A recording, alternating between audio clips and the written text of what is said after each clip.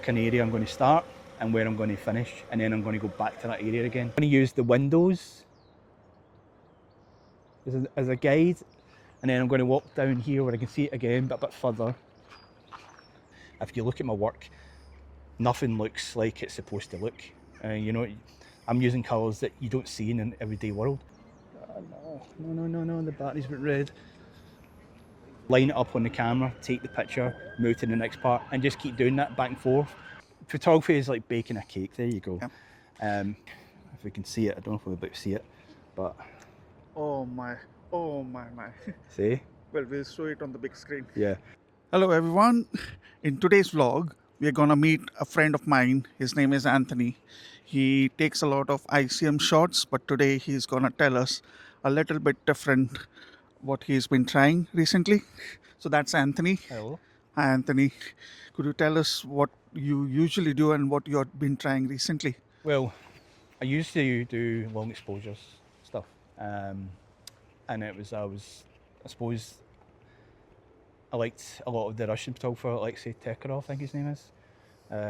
He shot a lot of long exposures on film during the fall of the Soviet Union, and that got me hooked onto the long exposures. And then I discovered some other people who did a lot of stuff that I thought didn't know what it was at first, and I looked into it, and it was called ICM, which is intentional camera movement. And the idea is to make a painfully look to your picture. It's a blurry picture, so you're moving the camera in a long shutter. It could be something like I always use 0.8 a second. I've done things like 2 second exposures, and I basically press the shutter and I move it, and to get that feel, that kind of movement and the flow of it. It can be done with so many different things. You can do it with lights, you can do it with people, you can do it with cars, panning's a part of it as well, I suppose. But recently I've been doing a lot of the technique called in the round, and the idea behind that is because you're going around objects, you're walking around it, you have to find objects you can walk around. So I start from one area to another area, and I plan out where I'm going to go. So I pick an area I'm going to start and where I'm going to finish, and then I'm going to go back to that area again. And if I can walk all the way around that object, I'll walk around it. If I can't, I'll do a loop. And the idea is to kind of take the picture, step to my left. It could be like 2 steps to my left or 1 step to my left, line it up on the camera, take the picture, move to the next part, and just keep doing that back and forth. And then sometimes I'll get to the point where I'll realise on the camera that I've either got closer to it or I'm far away from it, which is okay, because as long as I get, I'll wait for that, as long as I get like enough pictures of, say, that tree trunk, it's going to be the main focus. So I could like take another 20 pictures where I'm like pointing up at the sky, and that tree trunk's still going to be there because that was burned into it, that's there, and I don't have to worry too much. And it's quite good in that way, because I can like get to the point and say, okay, right, I don't have to worry too much, I've got it lined up. I can now just get a bit closer, I can get more of the green of the tree in the shots, it makes it more vibrant. So that's what I enjoy, I think. So I'll probably start from here, and I'll probably work my way over to that kind of part there with the chain, and I'll loop it as long as I can actually get the tree in. So I may have to come back a bit because it is a bit, line. So I'm going to just change the settings a little bit so I can get a good idea where I need to be. Right, so that's going to be there. Now I'll turn it back down. So currently I'm at 320 with settings, f4, 100 ISO. I'm taking the first shot, and I've got that. So I'm going to go to the next shot, which I'm going to just move to here. We're going for some. Now, I think it's very important to keep that I don't want to I have to watch my distance as well. It's like I need to not go too far away and too forward, or it just messes up slightly. Not too much, I don't mind it too much. And the other problem I get is if I can't see the tree trunk, I'm using the top of the tree. So it's like trying to guess, especially when there's this much light. Okay, and then I'm going to move around here. And then sometimes I can change the settings to actually see it. I can actually see the tree trunk now. Yep, perfect. And I just kind of walk around and hope I don't get hit by a car. Right, we can see the tree trunk better now. So this just takes quite a while. And the first initial pictures just don't look great, and you're thinking, oh, is this going to work? Is it going to work? But eventually, the more you take, the more it starts to work. And the only problem I'm getting right now is I can't see that tree trunk. So I'm having to guess where it could be. Right there. Okay. This might be a difficult one. I can see it now. There we go. I'm just going to get to the chain. I'll take one here and another one, and then I'll start making my way back. So I get to this chain right here, and then I start coming back now, and I try not to stand in the same spots. Try and pick out different spots. Right, and then it's just guesswork now because this area seems to be quite dark. I'm just trying to remember not to get too close, too far away. But I suppose if it gets to a point as well when I get too close that it's taken so much of the tree that it doesn't matter. Oh wow, enjoy that. Right, I think I'm okay there. So I'll complete that and I'll show you if we can see it. I don't know if we'll be able to see it, but Oh my, oh my. see? Well, we'll show it on the big screen. Yeah, I mean, Oh, that is, I don't know how many I took there, possibly more than 20. Yeah. That's just looping it, and that was just finding a tree, and it just, Almost gives like a painting. yeah. So I think we'll move away from here, maybe go in fact, I've never been in that part of the graveyard there, never actually been there. So there's lots of trees there, so we can go, yeah, we can go there. I've never been here, ever. So this is a first for me. This is great. Never actually been at this side before, so this is something, and it's the things you miss, because like anytime I come up here, I'm going over that bridge, I'm up the graveyard, and I'm sitting here and I'm thinking, right, what's that building there? I've never seen that old building before with those windows. I've never seen this side of the church before, and I've never been. I know I've seen the graveyard from up there, up the top of the hill, because there's the hospital there, and then it's like you come in here, and it's like I've never seen this part before. So it's just, and it doesn't. With this technique, it doesn't have to just be like, well, you can see it better now. Here. There. Oh, okay. So it's like it doesn't have to be just trees. It can be any sort of object that you can walk around. Now, a lamppost is quite a good one. A street sign can be okay as well. So there's kind of two ways. There's ways I do it, and I don't know about others who do this technique. It's like, if I can't get round it, and if I can't loop it, I'll go from that way, from A to B, sidestepping. Especially when it comes to things like paths as well. Paths is quite a difficult one, because it's like, where do I focus on and keep my focus on? And I found that the best way to do it was the zigzag. So I'll kind of just show you. I'm not going to do a path one here, but I'll show you. So I'll take a picture and I'll say, like, I'll focus like right down there on the end of the path. I'll take the picture and then I'll walk like this, take the picture of that, and then I'll walk like that.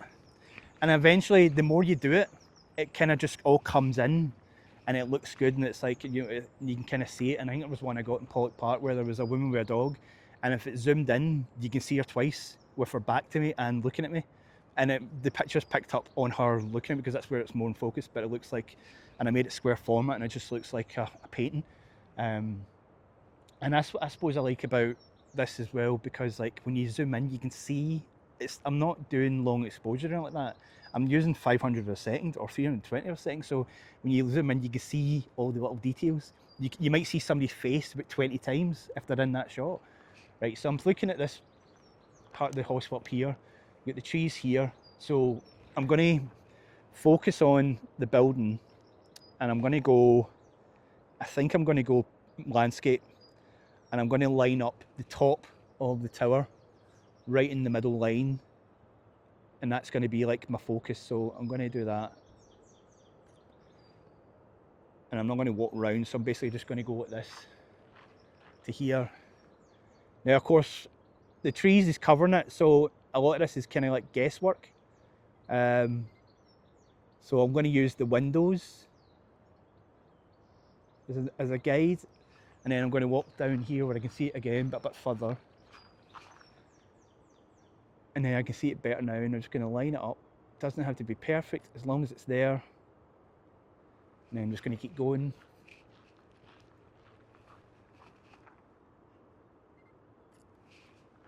And going to about here. So I'm thinking here's the best place to stop.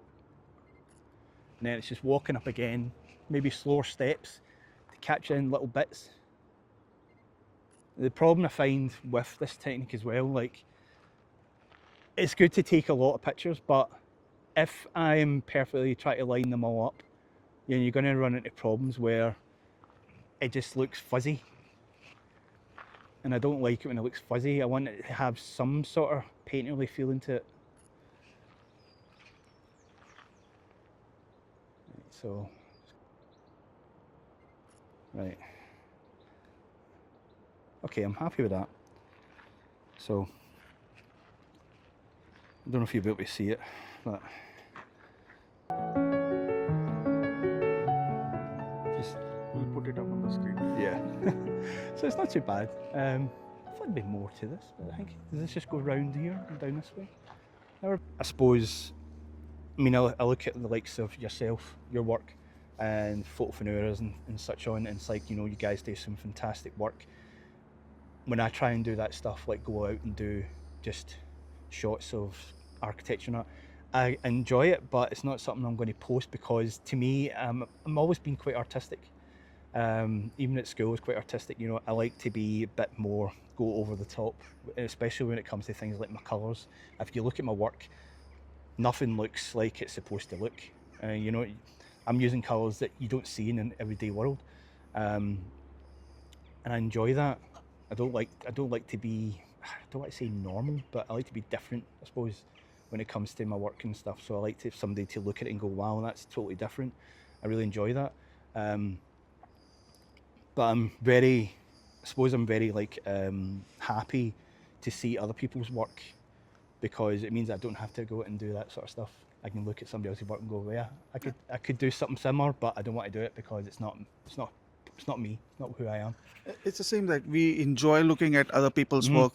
It inspires us. Yeah. We don't have to exactly repeat the same Yeah. exact thing, but it inspires us to do something that is something what they do, and then we come out with our own technique. I always say to anyone who's starting, you're more than welcome to see as many videos as you like. Get inspired. If you want to just copy to which makes you to start, go for it. At some point of time, it hopefully your mind will come up with something which may not be what it Yeah, was, exactly. and your mind will come up with your own technique, and which will make you. I always say that don't be, if I watch Casey Neistat, I don't have to be Casey Neistat videos, Exactly. because everyone will see it that it's a Casey Neistat. Yeah. You want to be you. Yeah, if I want to go out and take pictures of cars, I'm not going to say, oh, why be like North Borders? Yeah. You know, it's like I'm not really interested. I just want to be my own unique person. And if people like my stuff, they like it, I'm happy. If they don't, they don't. It's fine. You're not going to impress everyone.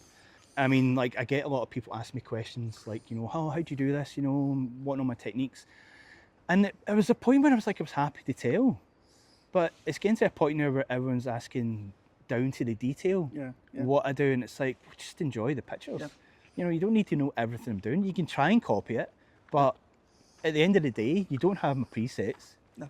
You don't have, like, you know, my eyesight and how my vision, how I want it to see it. It's not going to look the same. It's the same. I suppose it is the same as presets. You know, you see somebody like North Borders or Peter McKinnon or any of these big names putting out presets, and you go and you go and buy them, or you know, you find them, you know, illegally on a Reddit.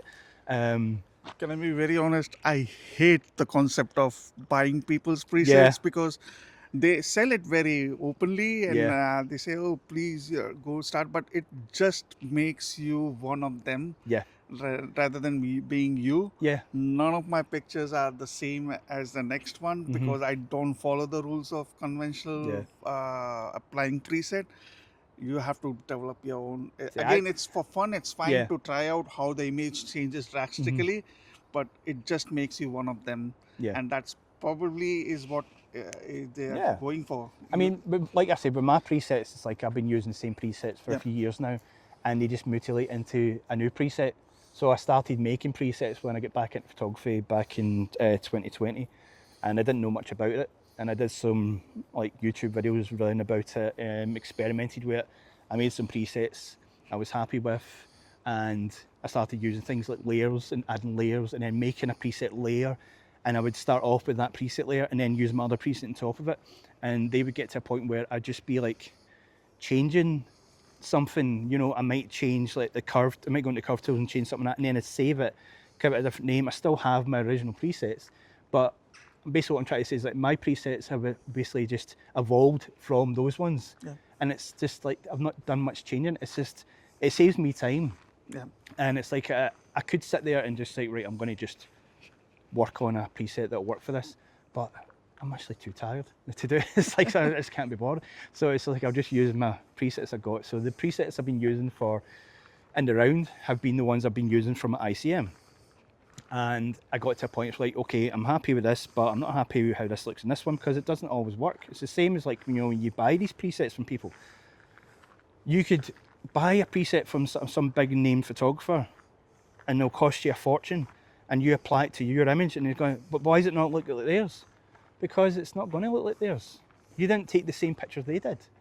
It's different lighting conditions, settings and all that. It's all completely different. You have to, they tell you on their websites, you have to adjust them, like, you know, the white balance and so on, and the exposure and the contrast to make it work. Not always going to work. So, I mean, that's how I kind of feel about the presets, but that's why I just, It used to happen when I was working in the lab.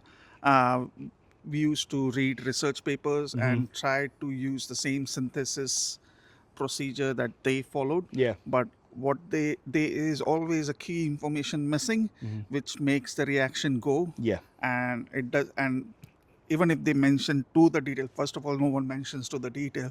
But when you try to follow their procedure and use your own compounds in it, it doesn't always go that way. There's always something missing. Even with the presets, we hate it when we see, oh, it's not working like that.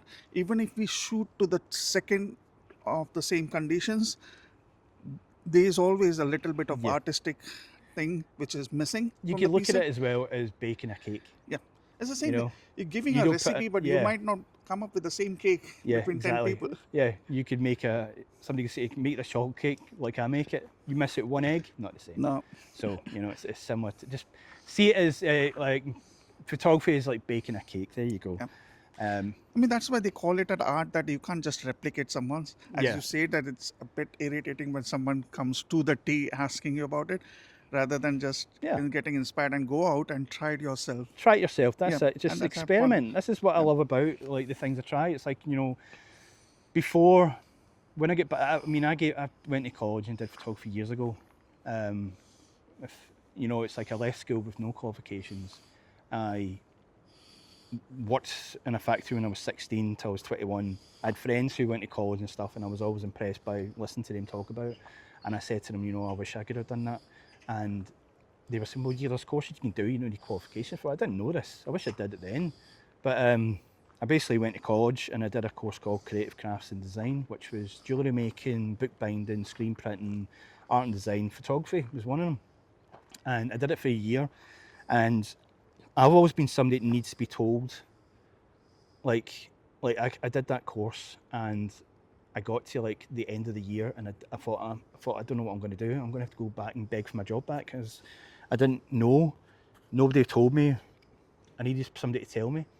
And I can't remember his last name, but I think his name is Mark. He was a course tutor for the photography class. And he said, you know, have you thought about what you want to do next year? And I said, don't know. And he said, well, I think you should maybe apply for the photography course because we were discussing it and we think you've got a keen eye for it.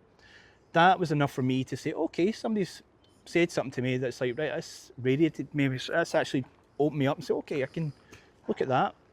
And I went on, I did the NQ, the NC, HNC, the HND. I wanted to do the diploma, but there was only like 4 of us that applied for it. And I would have to go into Edinburgh Napier to do the diploma, but I didn't want to do it.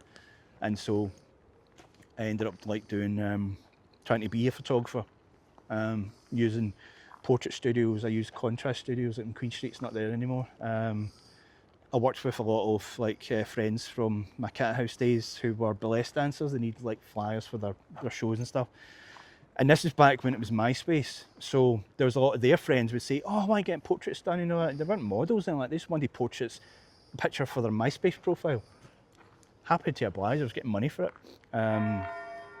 But it got to a point where I thought, you know what, I want to like get my own studio because I was hating. So I tried to open my own studio, didn't work. It worked for a while, but then this is back when it was, I think you probably remember it, the credit crunch with the banks. They lost all the money and the government had to bail them out. So a lot of people were losing money, people were losing jobs. I had to get a part-time job working in I think it was a Royal Mail building, just a cleaner at nights, just to actually help pay the rent for the studio. Because I was young and I didn't have a clue what I was doing. I didn't know things about, you know, there was just, it wasn't just the rent of the building, there was also the subcharges, you know, there was the cleaning charge, all this other stuff on top of it. And I was struggling. And so eventually I lost the job at the Royal Mail because I was last in. They had let me go and I was struggling to pay for the rent. So, and nobody was wanting to pay for shoots because they couldn't afford it. So I had to pay the rent off, give the keys back, and then I'll admit I got into a base. Well, at the time I didn't know, but I know now I fell into depression. My wife asked me to be a sort of stay-at-home dad. I did that, but my health was declining to the point where I wasn't taking care of myself. And it was only later on that, you know, I did a lot of baking at home. And my wife said to me, "Well, why don't you go back to college and maybe do something in catering?" I did that for 2 years, but I didn't want to be a caterer. I just enjoyed baking. And so at that time as well, her mother was dying of cancer, so she asked me when I finished college to basically take care of her during the day, and her sister would take care of her at night. And so when she passed away, I think it was Christmas Day, and Christmas night she passed away, back in, I think it was 2018. I basically wanted to kind of get into a point where I'm helping people. And so I started working at a company called Cornerstone. I did that for a year, where I was just a support worker, just going into people's homes, doing their shopping for them, that sort of thing. You know, I was happy. I wasn't doing any sort of photography. You know, I gave that up a long time ago. I hung up the camera, and then I left that job to work where I'm currently working, which is a primary school. It's an ASL primary school. Won't go into detail which school it is. I'll keep that private. But, I think it was sometime in 2020 that there was like a plastic flower. I remember this really well, how it started again. I found a plastic flower just on the ground and I picked it up and I put it on top of the wall and something just clicked in me. I had to get my phone out and take a picture of this random plastic flower on the wall. And I was like, oh, okay, I enjoyed that. And I felt like, you know, there was that buzz there. And I said to my wife, you know, I actually quite enjoyed that. And I said, well, why do you think that? I said, I don't know. It's like, I still have my Nikon camera, my Nikon D50, you know, but that thing is done, you know. So I ended up buying a Canon M50 Mark II, I think. I can't just call it M50. And it started from there. I started doing things. I was trying to do street photography, wasn't enjoying it. I got to the point where I was doing basically candid shots in the town, the people, getting some hate for that. I started to hate that as well, wasn't enjoying it. And then that's when I discovered the Russian photographer Alexei Tekerov. I think I'm saying his name right, with his long exposure stuff.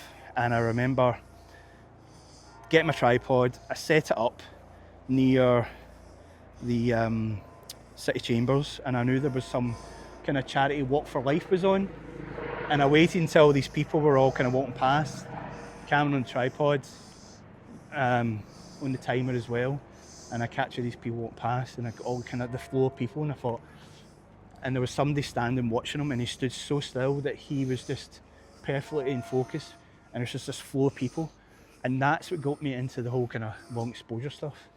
And I continued doing that for a while, and that graduated to always trying to do it in colour, trying to do it in early hours in the morning, coming in at like 5 o'clock in the morning, in all kind of weather conditions, like rain, windy, capturing the kind of glow and things like that, buses going past.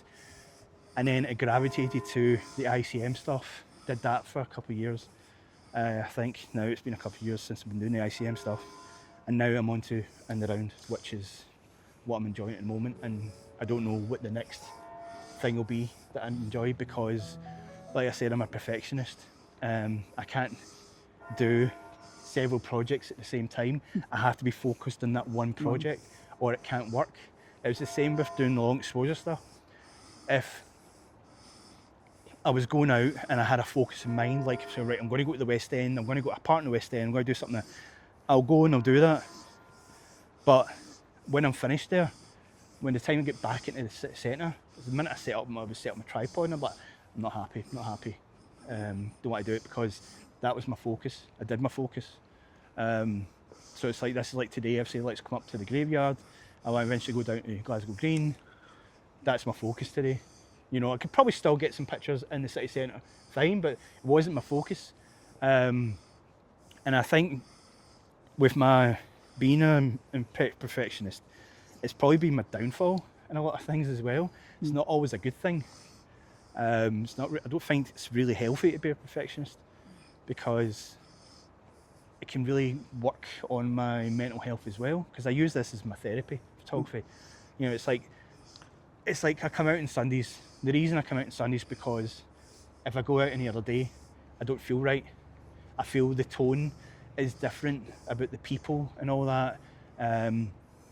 Like when I'm on holiday, if I try and go out and say like on a Wednesday morning, I'm not enjoying it. It's a relaxed energy on a Sunday than a busy getting around. Yeah, because it's like I work 5 days. It's a very stressful job. It's, you know, it's mentally and physically draining. And, you know, I have Saturday for recovery, and then Sunday's my day I come out and take pictures. One of the reasons why I gave up going to doing the bars is because of that as well. It's like, I'm working 5 days, I'm going to the bars, I'm there from 8 o'clock in the morning to about 4 o'clock, and then I'm going out and taking pictures. And it was getting to the point when I was going out and taking pictures on the Sunday, I was going out with the purpose of looking for stuff that I could sell at the bars that Saturday. And it started becoming like a job again. Yeah. And I wasn't enjoying it.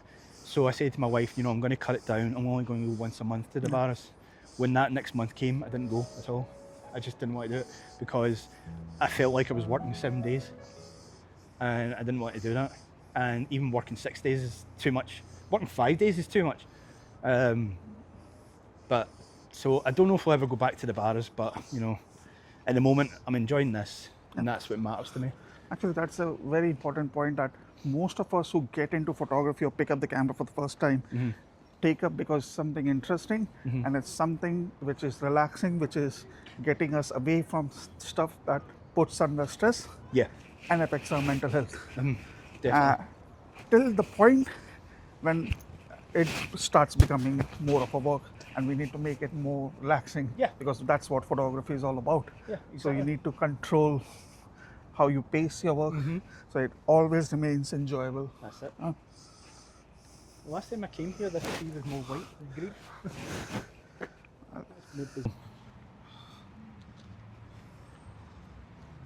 I can kind of go round this, so I'll give it a go.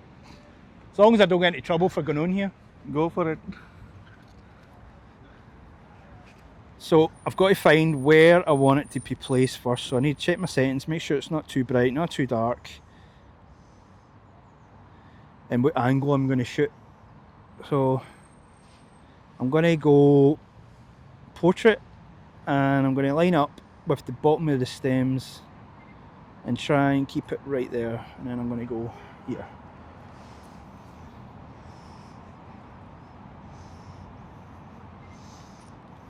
I'm just going to kind of walk round, not disturbing all the flowers. Not sure how many pictures I'll have to take to get this done. Hopefully not a lot. It's starting to form. Where am I going to go? Right, I'll just go here. I'll way around here. See, I think it's really important to find things that are just colourful. And this isn't just your normal kind of green. You know, there's different greens in that. There's a light and a dark, which is really good. I quite enjoy it. This is actually quite easy, this one. I'll go back a wee bit. So, come over here to the shade, you can see it a bit better. There we go. A green light bulb. If I zoom in, That is. you can see, like, go right in Looks there. like a green cotton Cotton candy, yeah. or woolly. That is brilliant. So I'll probably use one of my presets that's got lots of colour in it to just Yeah. bring that out. If I may ask you a question, Sure. someone who's starting today, someone who sees your work and wants to do something around that area, what piece of advice would you give to that person who wants to just give a go? Not just ICM, actually, I would say just photography in general. Yeah. Experiment, you know, go on YouTube, watch videos, you know, find a camera that's cheap. Don't go out there and buy something that's going to cost you an arm and a leg. You don't need that. You can buy a cheap second-hand Canon, Nikon, Sony camera. It doesn't have to be one where the lens comes off. This lens doesn't come off and I'm able to do all that stuff. Have fun with it. You know, you can watch videos and it tells you about the settings, learn the settings, experiment, go out and just like have as much fun as you can. Don't stress because you're not getting something right. If you're not getting something right, look it up, talk to other photographers, join Instagram, post your pictures on Instagram, you know, follow other photographers from the local area, follow us, talk to us, you know, ask if you want to come out and hang out and do some pictures together. We're quite friendly. We love photography, so you know it's what we want to talk about. So if you need somebody to talk about that stuff, you can talk to us about that stuff. But I think the most important thing is to just have fun with it. You know, don't just get a camera and think I'm going to be a photographer, I'm going to make lots of money. It can take a while for that to happen. You need to have fun with it because at the end of the day, if you're only doing it to make money, where's the fun? You know, you've got making money with it is great. Lots of people do it, but if you're doing it solely just to make extra money, you're not having fun. So have fun with it, experiment, try things like, you know, some of the old things like panning, you know, try, you know, some long exposures, try night stuff, try morning stuff, try anything, you know, try some street stuff, try and ask people, go up to people and ask them if you can take their portrait, tell them you'll send it to them, it's for free, you know. Some people might say no, some people say yeah, sure, some people will enjoy that, but at the end of the day, just have a blast, that's it. If I may just add one thing, never let a camera limit your creativity. So don't worry about if you don't have the most expensive camera or not Yeah. even a DSLR or a mirrorless. I have taken photos on mobile phone on so many occasions. If you just want to start experiment something, don't worry about the camera. It's the camera is the one that's in your pocket. Start with that if you don't have anything, and then gradually move towards any point Yeah, of shoot. think as the camera is a tool. The Tool, camera exactly. is your hammer, Should never stop you and from you're the carpenter, going. Yeah, basically. that's it. So you're only as good as, you know, as the tools you're using. So I'd say that. Yeah. That's amazing. There you go. Thanks, Anthony. Can you tell us about your Instagram and YouTube channel name? Sure. I can't remember my YouTube channel name, but you can find it on Instagram. Instagram is Alternative Exposure. You'll know it's me because my picture's on it, and you'll know my stuff right away when you see it. You've seen us out a few of these things. You'll see some of my pictures today on this video as well. And feel free to send me a message. I'm always approachable. And I'm always happy to talk about anything to do with photography. Perfect. Thank you, everyone. That is about it for today, and we'll come back in the next vlog. Till then, keep smiling. Take care. Bye.